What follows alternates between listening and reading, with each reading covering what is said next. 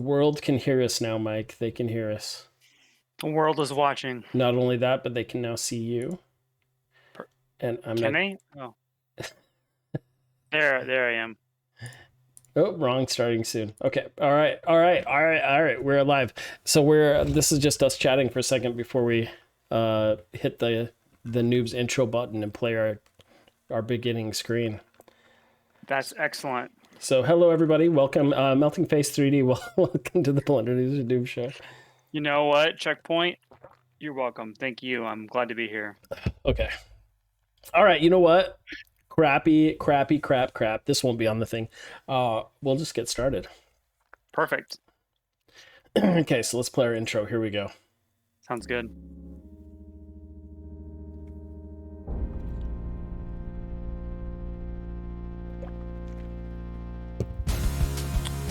I can't hear it.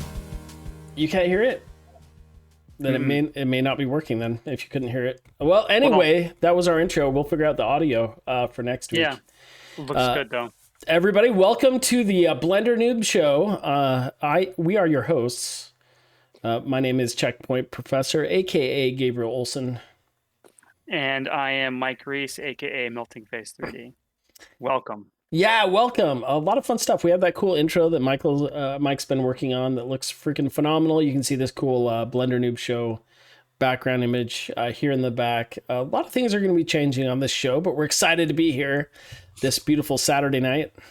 Yes, it is amazing. Look forward to noobing it up, talking about a couple of things, and then just discussing kind of some of the newbie things that we've learned over the past couple of weeks that has helped us with our projects. Yeah, so a little housekeeping before we begin the show. So usually the format of the show is we share some of the latest and greatest news that has been happening in the world of Blender. Today Mike's going to share some stuff, and then typically Mike and I share some of the projects we've been working on the last couple of weeks. Another housekeeping issue is today we are streaming this live on the Checkpoint Professor's Twitch stream, which will be the last time we do that. So the next time the show airs, it will be on the official Blender Noobs YouTube channel. So I'm excited for that.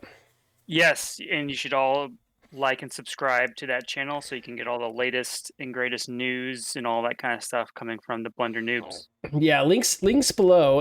As for me personally, though, I plan on doing my my personal Blender like studies, and when I play around in Blender, I plan on doing that on Checkpoint Professor, and then most likely, but the Blender Noob Show will be here specifically on the YouTube channel. Maybe I'll switch that up. Maybe we'll end up streaming our personal Blender sessions on the YouTube channel. I'm not sure. Time will tell. Yeah, we'll see. And we'll make whatever makes the most sense, but it should be a good time. Also, if you are a Blender fan or want to show off some of the work you're doing in Blender, feel free to hit us up in the chat. We're always happy to show some other Blender artists' work and talk about Blender. Yes, absolutely, 100%.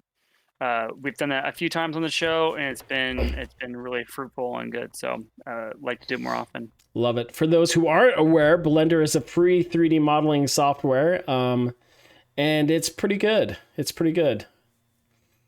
Yeah, and a lot of updates.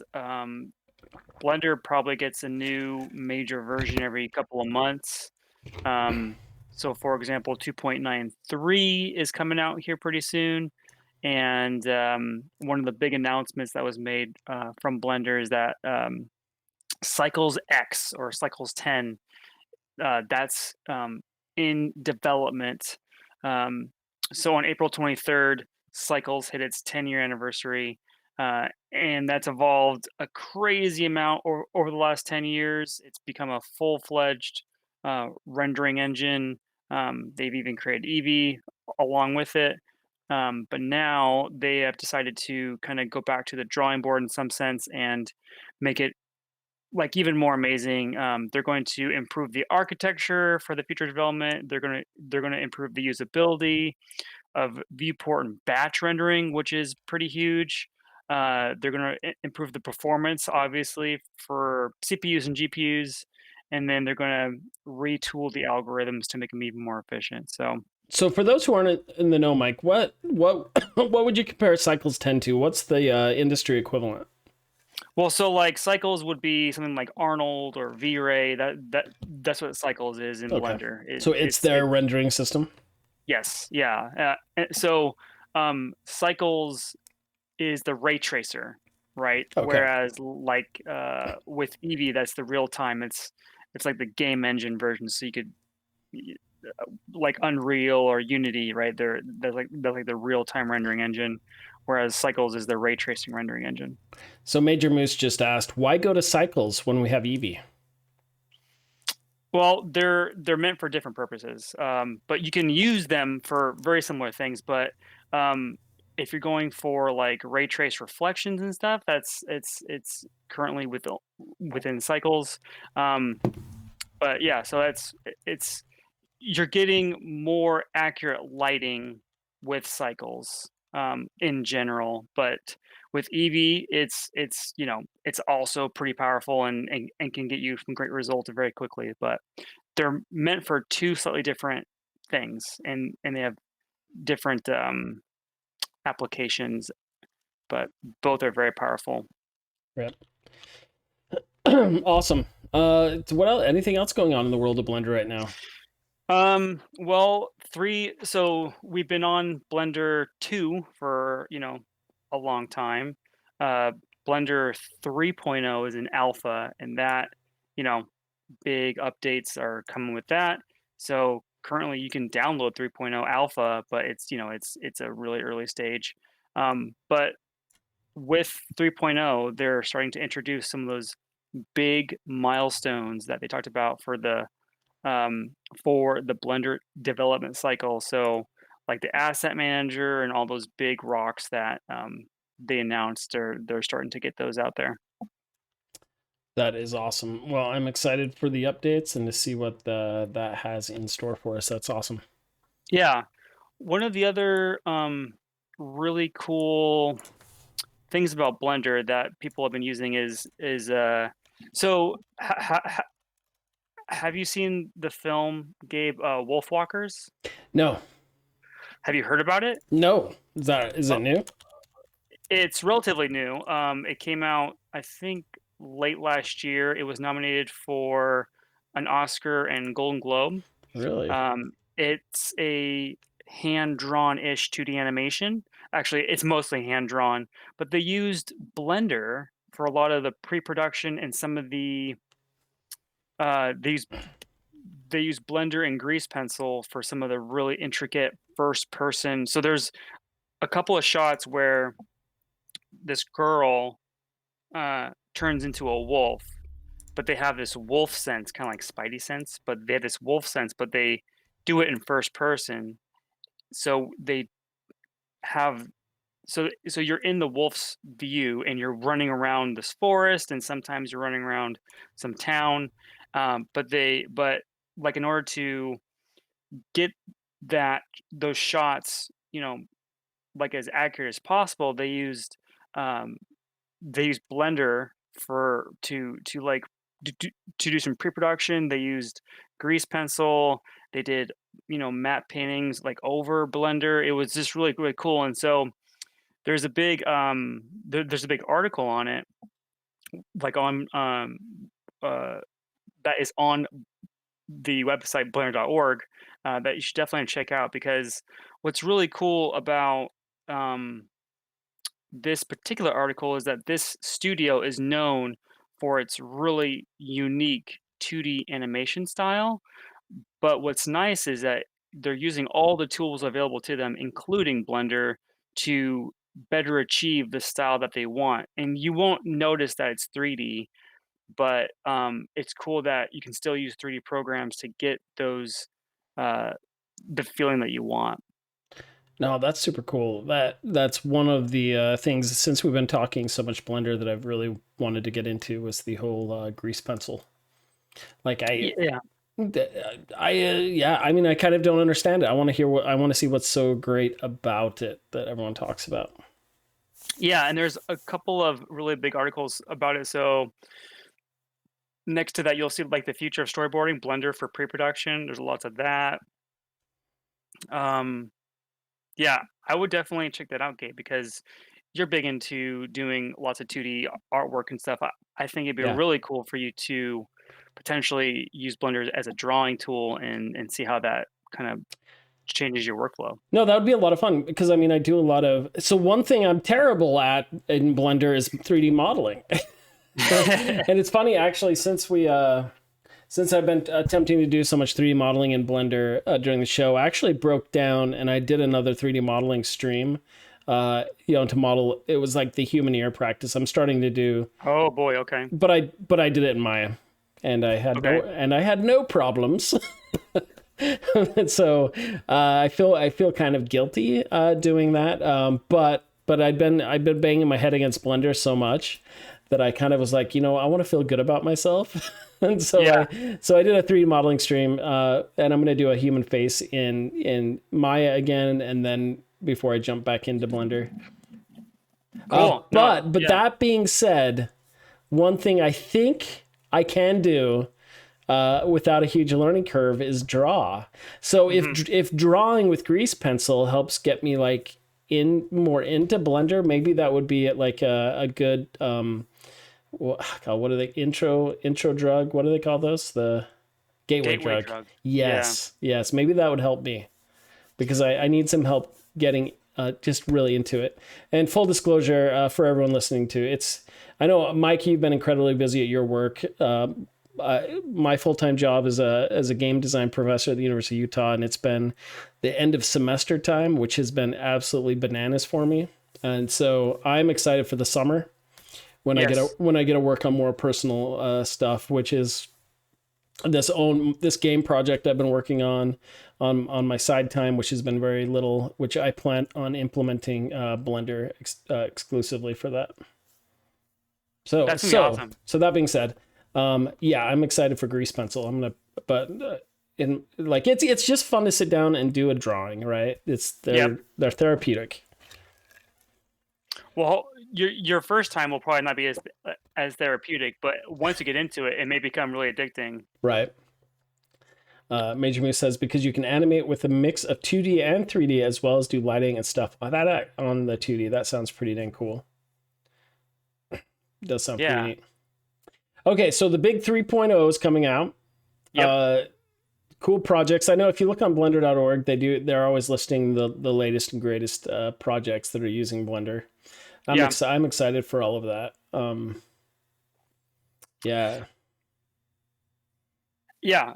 Well, that's in terms of new. That's all. In terms of news, that's all I have. But Okay. there is some really really cool stuff coming along. Render engines are always exciting for me, especially ones that are free. So I'm excited for Cycles getting a big update, especially because the more that Cycles, you know, works to improve, then that means that the other like add-ons, like there's another Cycles like add-on that is supposedly faster and better to use. I think the more that you don't have to buy add-ons because they've implemented some really fantastic, new features to it, then that's always good, especially for the end user. That's awesome. No, Yeah. that's huge. I'm excited for all that stuff. Truly. This is great. For the new viewers that have kind of popped on, welcome to the Blender Noobs project. One thing I've learned teaching a streaming class as well is that you need to introduce everybody to the show multiple times throughout because people hop in and hop out, and it may not work for podcast style, but it works for when you're doing a live stream like this. So welcome. If you have any artwork you want us to check out, we'd love to check it out on stream. But the next segment, Mike, I believe is what the heck has Mike been working on lately? Yeah, so let me share my screen. This is going to be the, you know, this is going to be pretty basic at first, but I'm going to um oh, can you still hear me? Yeah, I can still hear you. Oh my okay. Well, my share screen is kind of choking up on me, so I might have to call me again. Okay. Well, if we need to call you, we can call you again. Yeah, we'll see. Just trying to share my screen and it is starting to freeze on me. But while it's potentially working out, one of the things that is so critical when doing 3D modeling, especially if you want to do some texturing, is you have to unwrap it, Um, and so one of the things I learned about is how to unwrap with Blender. And so I was going to show some really basic stuff, but Gabe, I'm going to close down Hangouts. Why don't you give me a call again and we'll Yep. see if this works. All Okay. right, everybody, we're gonna hit pause for just a moment while we get Mike back on. Okay. Okay, so I'm gonna hide the Windows capture for a second. All right, everybody, we're getting rid of Mike for just a moment here, and we're gonna give him a call again. Excuse me. Bear with us. This is legit production. Okay, here we go.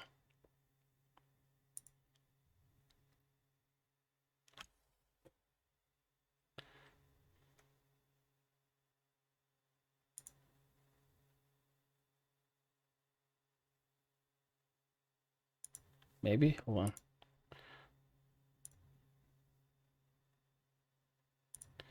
Interesting. So somehow I need to hang up on Mike, I think.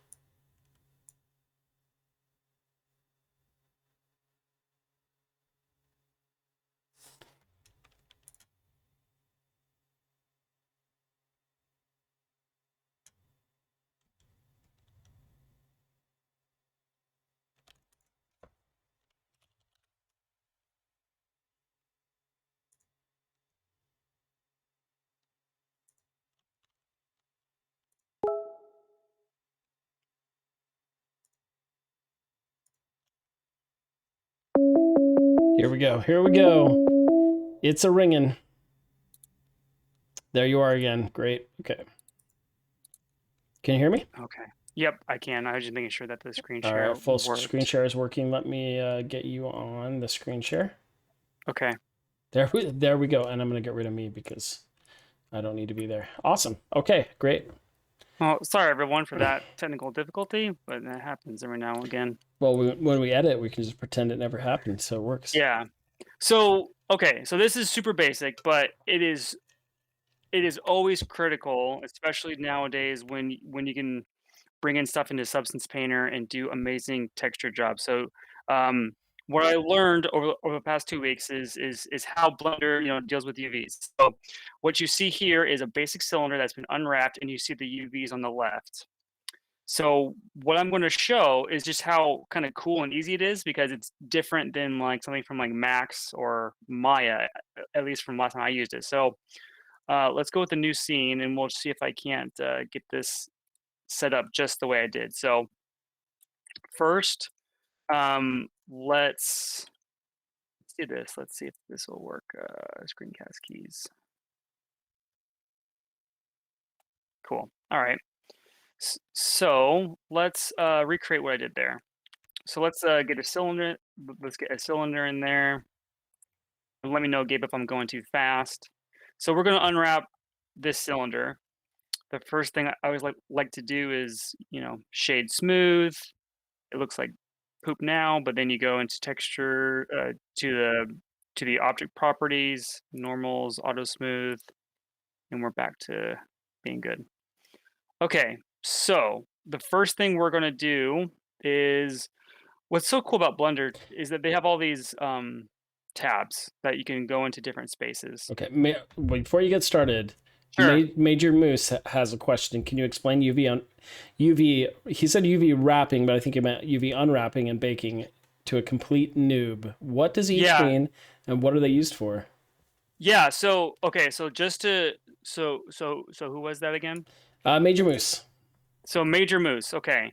So UVs. Um, the way that you can think about it is within uh so every 3D object has a space has points in space, right? That's the X, Y, and Z. But they all but you also need a, space for the materials, and so they use U and V instead of X and Y. So what you are doing with every object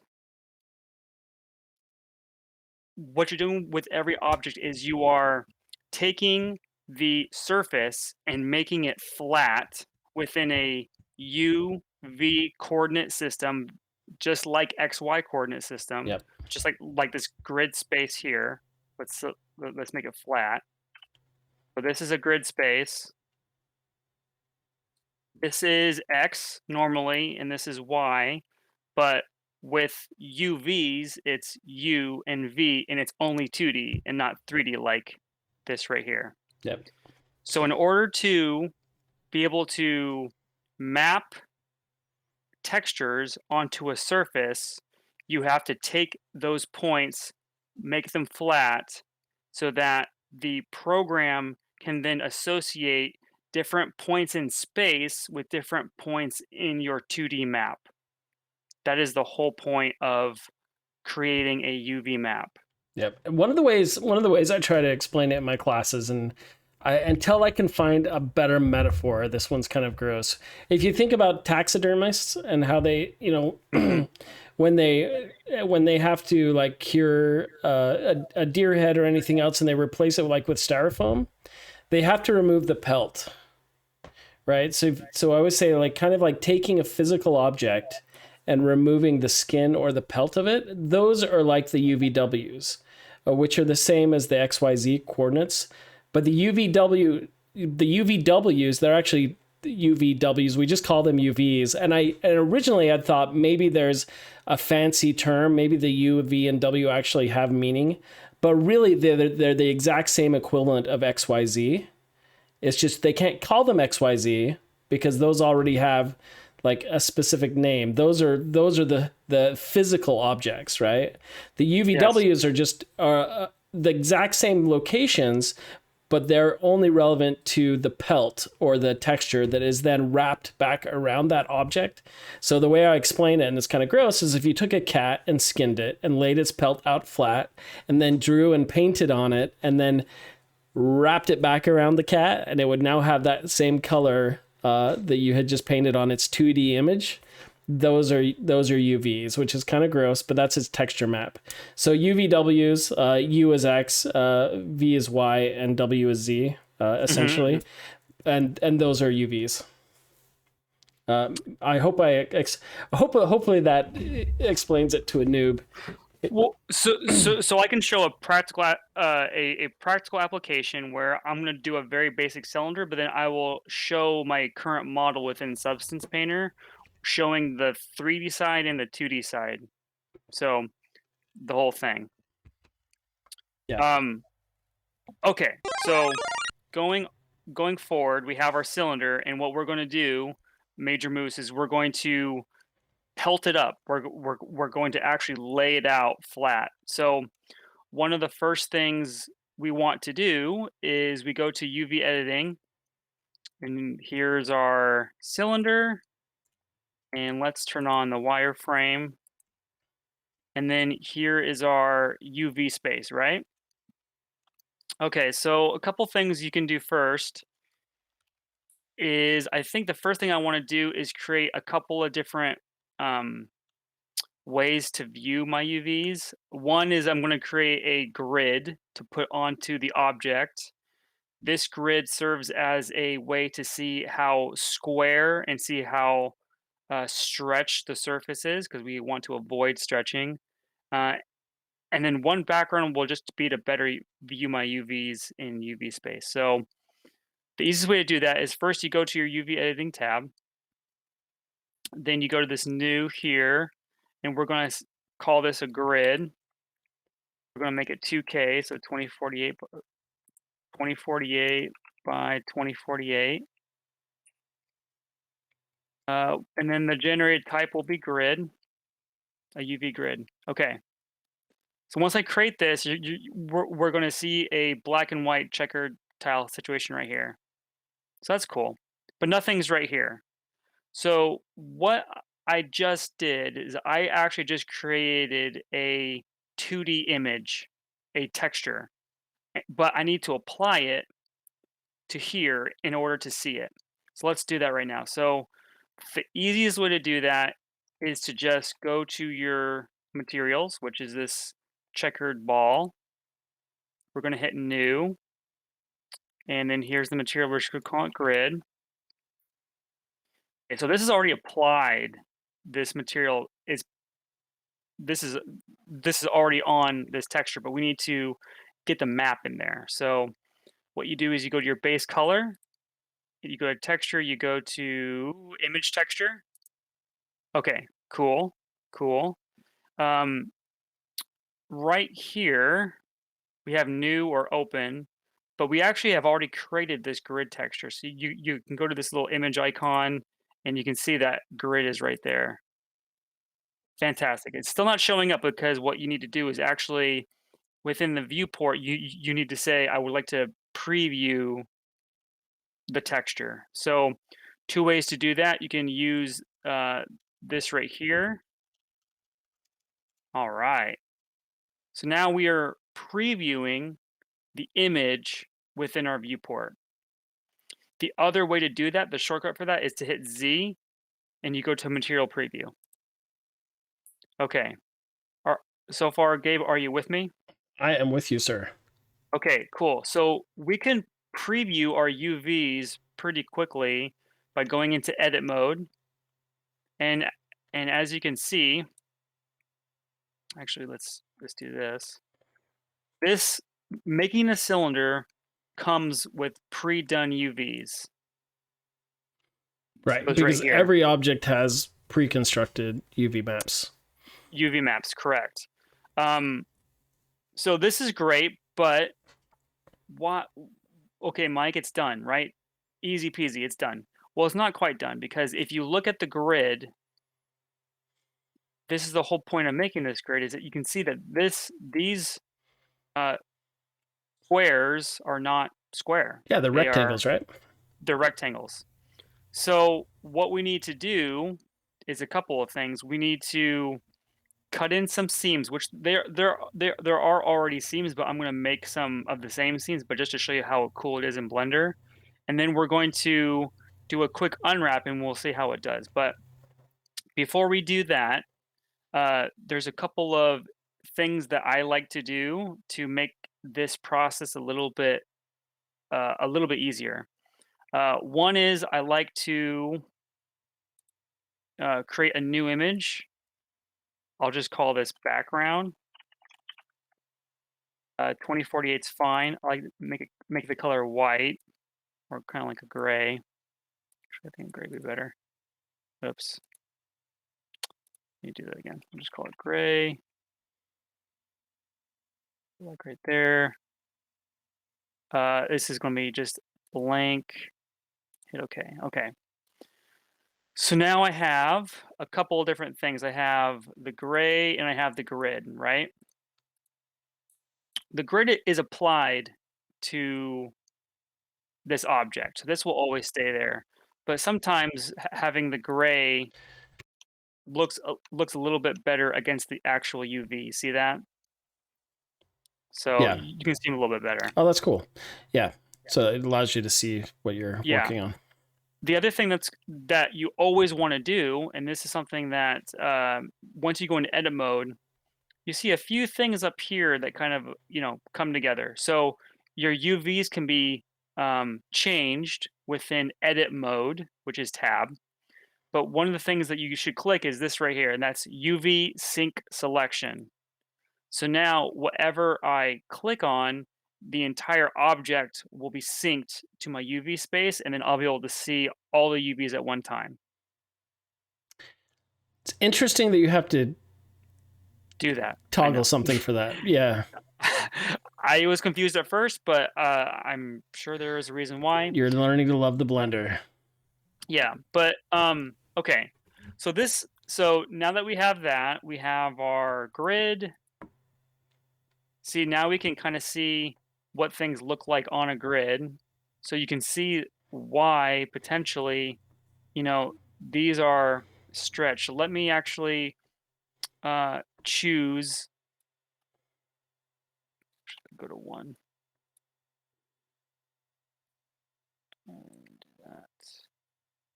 And then you can use the same scaling methods that you would for modeling, and you can see how those things change. So I'm gonna hit 3. See, you can go into face mode, hit G, and move things around. Very easy if you're used to, um, you know, S and what is it, Z? Nope, Y. There we go. See that? But okay, so that's cool. You can do it manually. You can get them more square, but there are easier methods to do, and this is a pretty cool method within Blender. So, um, one way to to quickly unwrap an object is to mark where you want your seams, and then you can say, based on these seams, I want you to unwrap the entire object and then lay it out flat. Interesting. So those are called seams. So what you can do is you can go to 2, go to your edge mode, and then you can get a seam. And then if you right click, you can say make mark seam.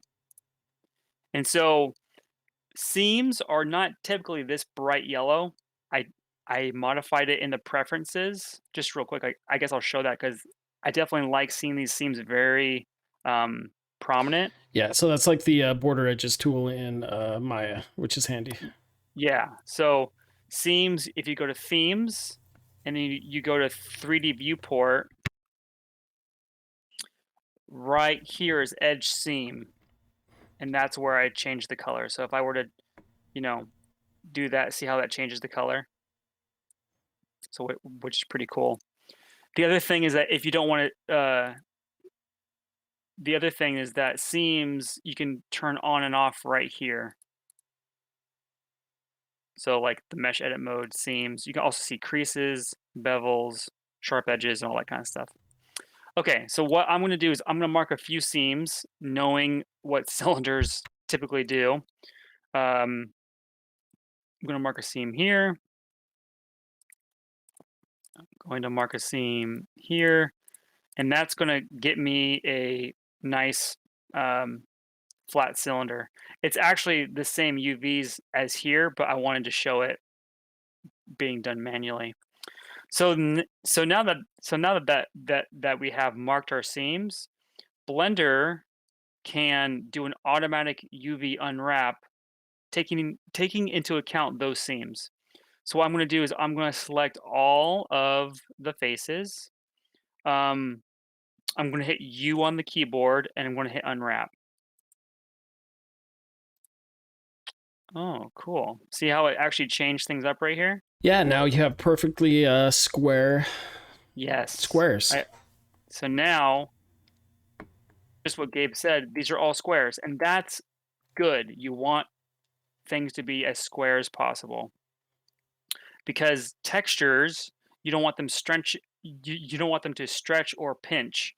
Stretch meaning they are pulled away from each other, and pinch meaning that like they are much closer together. So yeah, so this is now unwrapped. If you wanted to, for some reason, like if you had more objects, you could, you know, get all those on there, um, move these around. What is really cool too about Blender is uh, you can, once you have everything unwrapped, you can select everything and hit and go to UV and go to pack islands. So you go to this, or you hit pack. There's a little toggle over here, which you can then set the margin. So if I were to set a margin of 0.05, you can see that there's padding around each object, and that is important.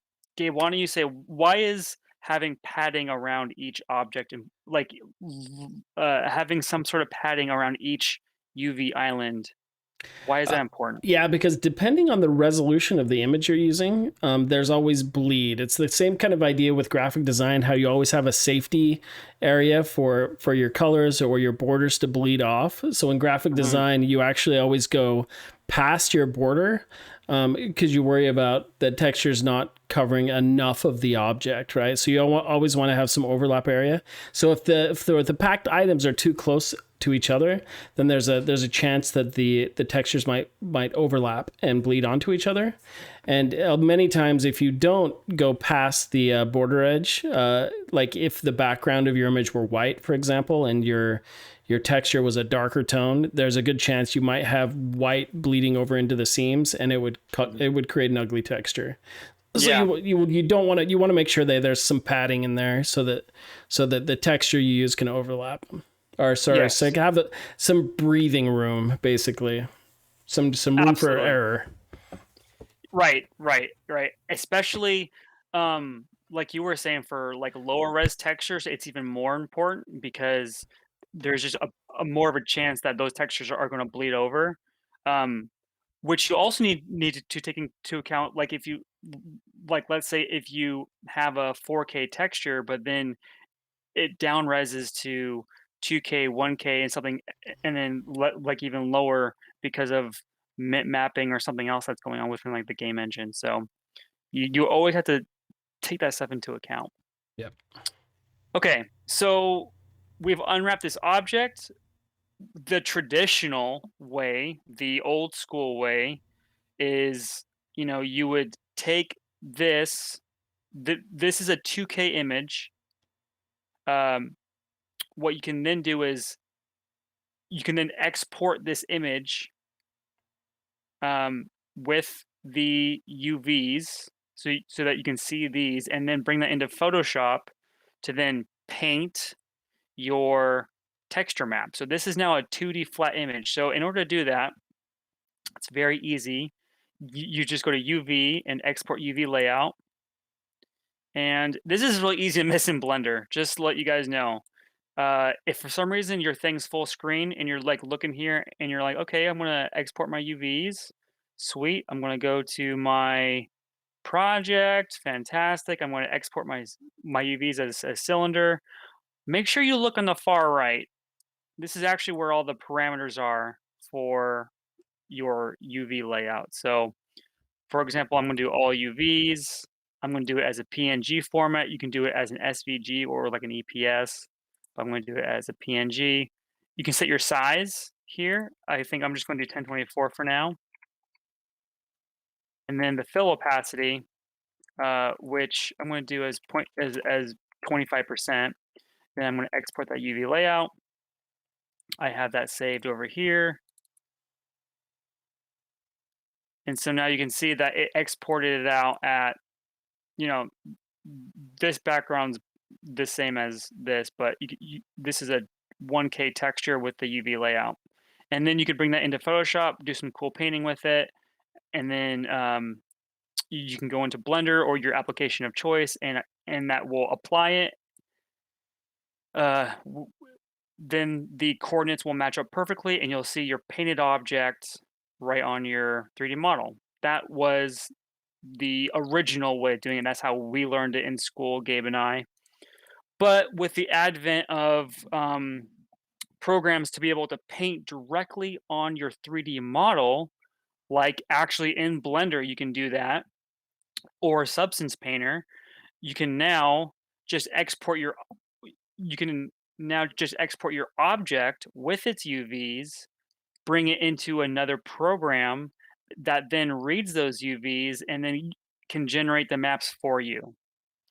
One of those programs, which is currently the industry standard, is Substance Painter. So, um, once you understand the fundamentals of UV unwrapping, you can then start to unwrap more complex objects like the Game Boy, which I guess I'll open up really quickly. So, this process, I did the same thing with my more complex model, this Game Boy, which has a couple of different UV maps. It has one for the bottom. one for the top, and then uh, be, because I wanted to keep the screen separate, I have a lower res map for the glass here, and then there's going to be this is the screen that the actual game displays on. That's also in its separate map. But so there's four maps that I have for this one ob- for this one model. But what's really powerful is that you can then um, go into a program like Substance Painter and start to paint directly on your 3D model. So here is currently what I've started with this Game Boy. It's the purple edition. So, Mike, Uh, before going, yeah, Major Moose yeah. asks, how much does what's the price? What's the cost of Substance Painter? I am not even sure. Substance Substance Painter is, I think, for an indie license is like $100 a year, but you don't need that. You don't need it because, I mean, it's fantastic and it works great, Yep. but if you're on a budget, you don't have to have it. You can do a lot of the same stuff within Blender. Blender, you can paint directly on your models. You can use procedural mapping and all that stuff. I happen to have Substance Painter, and it's something that I really enjoy using. And so my workflow does include Substance Painter. Yeah. Um, It looks like the indie license is 19.90 a month. okay, so $20 a month, so 120 a year. Yep. Uh, But like I said, the stuff he's no, doing, like no, he said, you could 240 a year. yeah, you can use multiple. There are so many programs to paint textures on. There's also one other free version. So like if you actually go to Google and you type in Substance Painter free alternative, you'll find one. Yeah, I should look into that. It's interesting finding all the alternatives to everything. Yeah, there's a open source alternative to Substance Painter. But Major Moose, I want you to look at this. So you can see right here on the upper right, and I know right over here, these are those four different maps I was talking about. So we have the Game Boy Advance body, which is this right here, the top, which I have not textured yet. We have the main play screen, which I have talked about, which is this right here, and then we have the screen glass, which I need to rename. But in any case, um, currently I'm viewing this only in 3D mode. But what's really cool is you can actually, if I hit F3, here is the flattened version like of my texture. And you can see pretty clearly, here's the front. Here, let me actually even make this more apparent. Let's go to the wireframe. So see this? This is my model. This is the wireframe. I have done lots of unwrapping. I have all the major objects bigger. I have some things that you are pretty small, that you're not going to really see. I've given those less space, but you can see how this is the unwrapped version, which then corresponds to this model. Let's do this. And that is the whole point of UV unwrapping, especially nowadays that there are algorithms to generate maps to then be able to be able to create edgeware very quickly and like automatically with more procedural mappings rather than hand painting everything, which gets you a very realistic look pretty quickly. And it's also a ton of fun. This is like texturing. I wasn't um I liked texturing, but now I love texturing. I think Substance Painter and like some of the alternatives make it a lot more fun to do in general. But this is the workflow. This is the point of UV unwrapping. When should you use UV textures and when should you just use materials in Blender? Materials as in one oh, yeah, so, major moves, great question. So, okay, think of think about this. When you want something to be very specific, where so looking at your reference, so I'm gonna take this model, I have reference for it. Alright, so major moves, I want you to look at this right here. If we go really close, you can see that what I'm going to what I'm going to do is I'm going to need to put on some text on here. This A, B, start, select, this Game Boy Advance right here. That can't be generated through a node, through just procedural node, basic mapping or Right. uh, material surfaces through like nodes. So what I want to do is I want to unwrap it so that I can have it flat and then I can place it exactly how I want it to be. Now, something like this D-pad, this is essentially just a material that doesn't have anything that's really that special about it. Um, for me, I ended up unwrapping it anyways, but I didn't have to. But because, this and this and this, they're all in the same scene, I decided to. But what I did decide to do, and I'll show you this, if we go back to Blender, I'm going to do Alt H to unhide everything. I have a few bits in here which I did not unwrap, and one of them are these bolts.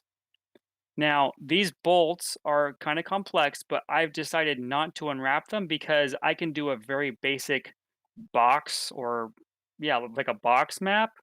I can go into the node editor. I can put on some roughness and some really basic stuff and some metalness really easily, and it won't look that much different. And because they're recessed down in here, it just didn't require me to uh, to do an unwrap because this is the final result doesn't require me to bake anything. It doesn't require me to do anything like that. So that is a good solution there. I did the same thing for these bolts, and yeah. So it really depends on what your needs are. But essentially, you don't have to unwrap everything for sure. You absolutely don't. Right. So no matter what, they're going to use UVs. So I think to answer Major Moose as well. So Yeah. basically, depends whether you want the texture to be unique or something that is just tiled repeatedly. So I compare it to like wallpaper for your bathroom.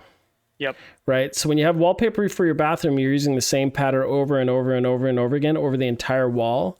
But you have something unique like a sticker, it's going to need its own unique UV maps, kind of like what he was saying with the start Hmm. and select buttons. If those were just a material, he could just use a material, but that start and select would then repeat over everything that material's on.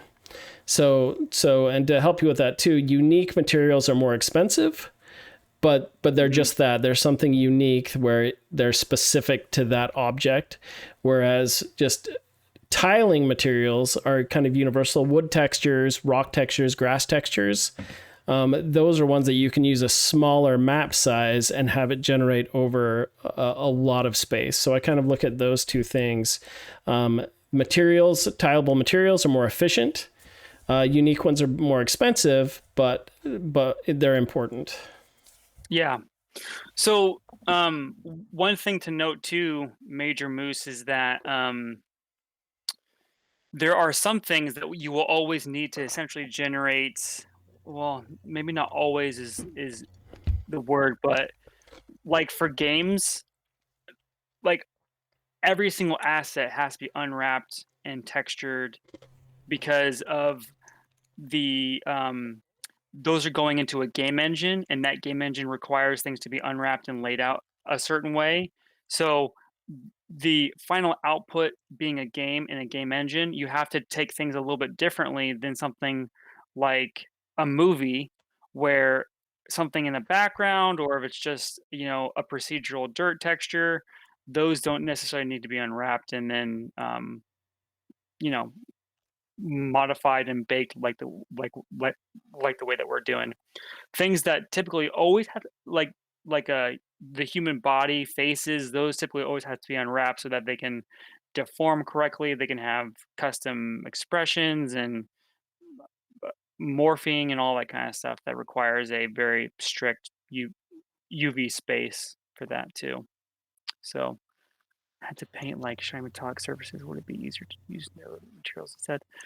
For things that are hard to paint, like shiny metallic surfaces, So would it be? it all depends. Yeah, Substance Painter will actually help you with creating metallic surfaces. You can actually choose with the, and this gets into a whole broad topic that maybe we'll cover another one, which is PBR rendering. So yeah, yeah, the physics-based rendering. So applications like Substance Painter actually make it a lot easier to separate metallic painted textures versus non-metallic ones. And so yes. I think all the same rules that we talked about, whether it needs to be unique or it can be a universal texture, all apply as well. So it's Well, always more yeah, expensive time wise and render wise to do unique textures, but yeah, they look better. definitely. And you can get some really, really complex node structures, like within Blender or within Maya or Max or whatever texturing program to use to make it look custom. Hmm. It can look custom very, very quickly. But then once you get into decals, like what Gabe was saying, or things that have to be specific, like a poster or, some sort of label, those are going to require its own Right. UV space. Or Yeah. or a create like we're kind of going deep, where it's a creative use of UV unwrapping, right? So, Yeah. Yes. but then your Yeah. model gets more complex to accommodate for that. Yes. Yeah. So major moves, like with anything in 3D, it all depends on what the application you're using it for. But I would learn both. Learn how to do both because once you know the principles of how to use nodes and what that can achieve, and then what you can also achieve with doing custom UVs and using Substance or the equivalent, that will only help your workflow. That will only allow you to make better decisions with what needs to be done when, so that you can get to the end result faster. Great questions. Great question, Major Moose. Yeah, so that that is where I'm at with the Game Boy. It's been a ton of fun. I'm really digging what's happening so far. Just getting through and laying out all the major materials and Gabe, I'm not sure if you used a whole bunch of Substance Painter, but yeah, it's just a ton of fun. So I'm just laying out all my different groups so I can really easily, go in, start to texture each bit separately, and then once I'm all done, I'll do some custom stuff. I'll be able to use this same texture and put it on the top here where it's the same type of material, and then customize it a little bit. I do need to make some alphas so I can do like the start, select, the A, the B here. I think this has like left and right down here. I'll need to do some custom stuff back here for the decal for like the labels. Um, I have one up here too. I have that Game Boy Advance thing right here. So still lots of work to do, but I think it's coming along pretty good. Looking fantastic. Yeah, so I'm hoping to get that done within the next definitely before our next show, for sure, but it's fun. Yeah, this has been a great lesson on UV unwrapping. For anyone watching, this is just some of the fun stuff you get to learn on the Blenders Noob Show. That's awesome. Yeah, and, Major Moose, are you just getting into Blender or just getting into 3D and just trying to get things figured out?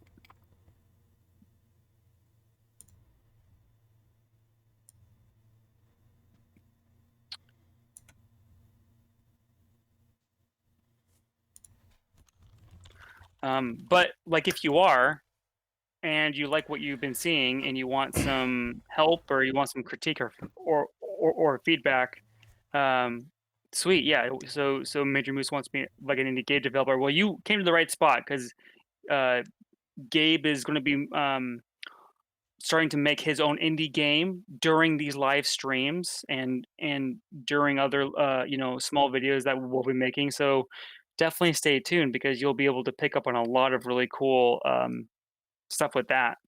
Plus, the workflows that we're showing here can definitely help with your game. So, um, and then once you get started, please send us some of your work. We'll critique it. We'll give you feedback. It's it's it's all about learning and just trying to get better. Yeah, this is not a place that you have to worry about hard. We're all, that's the whole point. We're all Blender noobs. We're all trying to figure this out, especially with Blender. And so that's the goal, is we're all just trying to figure it out together. So if you ever come Major Moose with any questions you want to ask or anything you want to show off, or we are happy to try and figure it out together, for sure. And that's the goal, especially in the summer. Mike and I we have some big ideas for the channel and the program to help make it a more beneficial platform for whoever watches. And we mostly just want it to be fun. Mike and I have known each other for a long time, and this is also an hour and a half that we get to hang out every couple of weeks and talk, nerd it up on this stuff. Absolutely. Yeah. But that is the lesson for today, everyone. Yes. At least from me. Do we have a link to our YouTube? Yes, I will. Let me get that for you really quick.